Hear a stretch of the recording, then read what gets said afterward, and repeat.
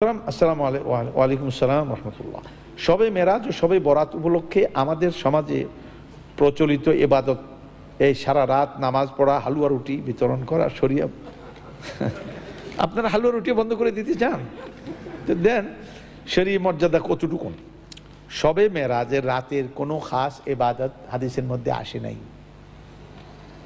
এই জন্য কোনো রোজা রাখতে হবে তাও কোনো হাদিসের মধ্যে নাই।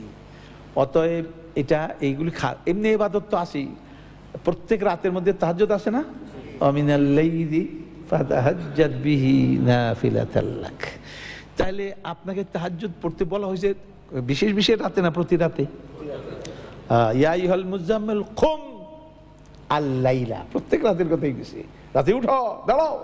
সুতরাং আপনি ওইগুলি করলেই তো আপনার শবে মেরাজ সব আসে যাচ্ছে, এর মধ্যে কোনো কিছু বাদ থাকছে না। কিন্তু এই জন্য আলাদা কোনো যদি ইবাদত করা হবে সেটা হবে বেদাহ। সেটা কি? বেদাহ। নতুন ইবাদত আছে, এগুলি করবেন, যেগুলি যেগুলি বলা হয়েছে এগুলি করেই তো কুল পাবেন না। আপনি আবার বানান কেন? আপনাকে যেগুলি এগুলি কি আপনি করেন ঠিক মতো? এগুলি করেন না, এগুলি করে দেখেন আপনার বেদাতের দিকে মনই যাবে না। বেদাত করে ওরা যারা আসলগুলি বাদ দেয়, কথা বুঝতে পারছেন? যারা এক নম্বর করে না তারা দুই নম্বর তালাশ করে, কথা বুঝতে পারছেন? এবং দুই নম্বর তো তালাশ করি, দুই নম্বরের আবার গলাবাজি বেশি। যারা দোকানে ওষুধ বিক্রি করে আর যারা রাস্তার কিনারে বিক্রি করে, গলাবাজি কারা করে বেশি? হার 2 টাকা 2 টাকা 2 টাকা 2 টাকা। দোকানদারে বসে বসে এরকম কয় 10 টাকা 10 টাকা 100 টাকা, একটু বলে না কেন? বলে না, জানে তার ওষুধ 1 নম্বর, ওই বেটার ওষুধ কয় নম্বর? চোরের মার বড় গলা, এই বেদাতের বড় গলা, এগুলি বেশি অনুষ্ঠান করবে, ইয়ে ওয়াজ নসিহত করবে লোকদেরকে না। এমনি ভাবে পরবর্তী প্রশ্ন হলো শবে বরাত। শবে বরাত বলতে কোনো এরকম বরাত নাই। বরাত শবে বরাত শরীয়তে কোনো পরিবেশই নেই। এটা আমাদের মকসুদুল মুমিনিন একটা বই আছে, আমাদের দেশের কিতাব। এইটা একটা, আরেকটা কিতাব আছে নিয়ামুল কোরআন।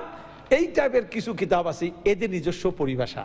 আর এরা পরিভাষাগুলি পাইছে প্রচলিত মৌলবীরা ওয়াজ টোয়াজ করছে, এগুলি শুনে টুনিয়া এগুলি লিখে টেকে দিছে। আর আমার দেশের লোকেরা এগুলি পবিত্র কিতাব মনে করে, প্রত্যেকটা ঘরে থাকতেই হবে এই কিতাব। সুতরাং এইসব কিতাবের মধ্যে কিছু ভালো কথা আছে আর আজে বাজে কথা প্রচুর আছে। সুতরাং একদিন টেলিভিশনে, আপনি মজার কথা শুনে নেন, টেলিভিশনে প্রশ্ন উত্তরে লাইভ অনুষ্ঠানে একজনে আমাকে প্রশ্ন করলো যে অমুক ওজিফার কিতাবটা সম্পর্কে আপনি কি বললেন? আমি বলি এর মধ্যে কিছু ভালো কথা আছে আর অনেক আজে বাজে কথাও আছে। প্রোগ্রাম যখন শেষ হয়ে গেছে, ওই কিতাব যেই লাইব্রেরি থেকে প্রচার করে, ওই লাইব্রেরির মালিক আমার টেলিফোন করছে, কয় এই নম্বরটা কি জাফরি হুজুরের নাম্বার? আমি বলি হ। কয় যে অমুকের পুত তুই এটা কি কইস? আমি খুব হাসলাম, আমি কাঁদলাম না, আমি বললাম মিসকিন, এই লোকটা মিসকিন। কারণ জ্ঞানকে সে গ্রহণ করলো না। জ্ঞানকে গ্রহণ না করে সে অন্ধকারেই কি করে, এটাকে সেই হালুয়া রুটি, অন্ধকারে হালুয়া রুটি খাইতে সে আমার উল্টা গালি দিল। আচ্ছা, আমার কাছে মজা লাগলো, এই গালি কি নবী সাল্লাল্লাহু আলাইহি ওয়াসাল্লামকে দেওয়া হয় নাই? দেওয়া হয়েছিল নাকি? দেওয়া হয়নি। সুতরাং আমার গালি দেওয়াতে ভালোই লাগলো আমার কাছে। এরপর আবার একদিন করছে, কয় বেটা তুই মরবি না, মরিয়া দেখ, তুই ওজিফার বিরুদ্ধে কথা কইছস, তুইও কবরে যাবি, তার দেখবি।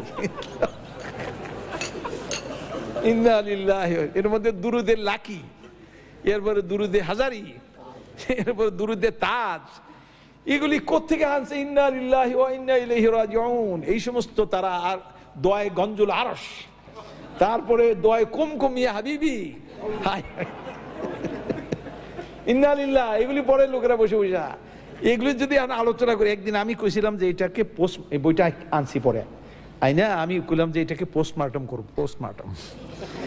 তো এটা করার আগেই আবার কে জানি বইটা নিয়ে গেছে, আল্লাহ জানে কি চুরি করে নিয়ে গেছে, পড়তে নিল কিনা, তাহলে আরেক মুশকিল হয়ে গেল।